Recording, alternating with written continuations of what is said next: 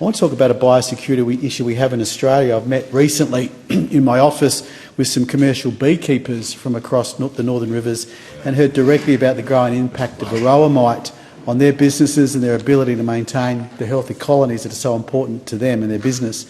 What I heard exceptionally concerning because the impact of varroa is no longer now confined to the beekeeping industry. It's becoming a threat to Australia's agricultural productivity and indeed our food security.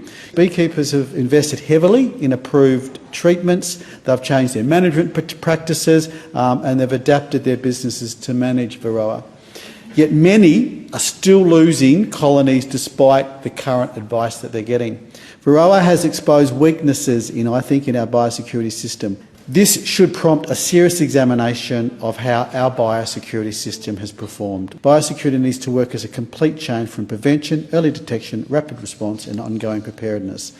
If that chain fails, the cost does not disappear. It moves from the border to farmers, businesses and ultimately consumers. We are managing varroa under conditions that are very different from other countries. Our warmer climate allows colonies to continue breeding for much of the year, while treatment resistance is emerging and Australia has limited practical experience managing an established varroa population.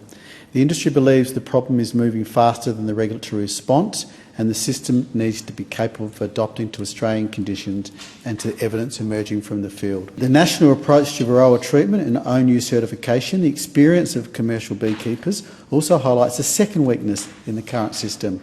Australia does not have a consistent national pathway that gives trained commercial beekeepers access to practical, affordable varroa treatments for their own hives.